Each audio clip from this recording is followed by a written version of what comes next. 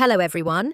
This time we are going to be talking about i2CAT's participation in the Nancy SNS project, which mainly introduced the concept of connected intelligence for resource management in the computing continuum.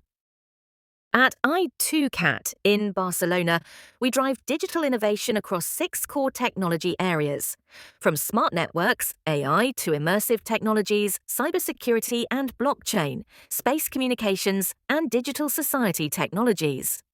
The centre has been witnessing a significant growth over the last few years, with a strong presence in EC projects.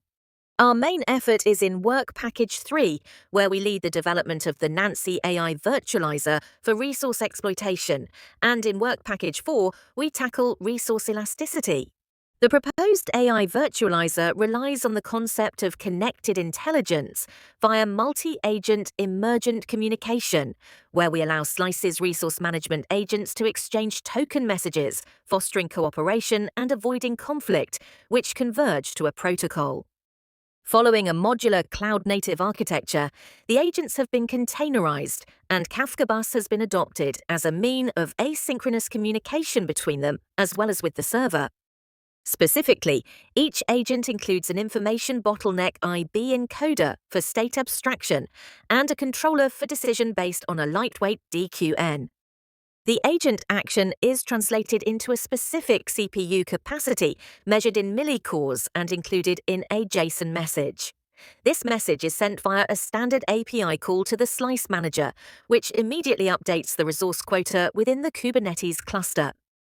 This screen shows, for instance, the exchanged token messages between the various agents. And here we can see the detected resource allocation conflicts between agents. A Grafana plot of the utilization, for instance, is also given here, where it is possible to aggregate the metric statistically if needed. Finally, our results show a reduction of conflict by 6 times and improvement of utilization by around 30%.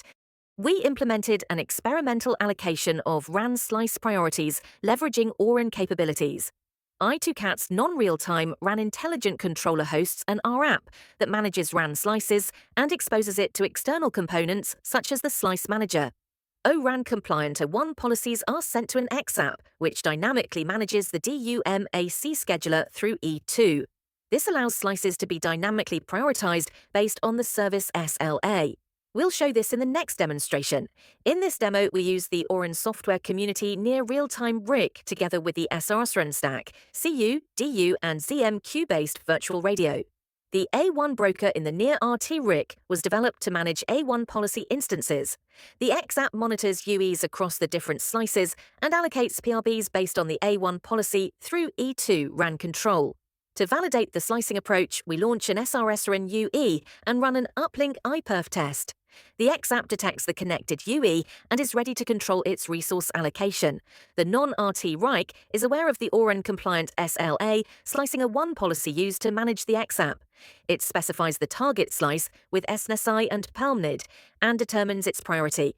We expose slice management to external components using the R1 interface, making this policy available as an information type. That's while the RAP serves as the policy producer, ready to handle new jobs.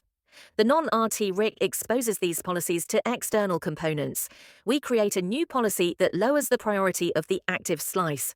The policy instance is received by the A1 broker at the near RT RIC and forwarded to the XApp, which applies it through E2. The DU max scheduler modifies the PRB allocation for the UE in this slice, resulting in lower throughput. At the non-RT RIC, we can view the generated A1 policy instance. It also shows the job associated with the requested policy and service consumer.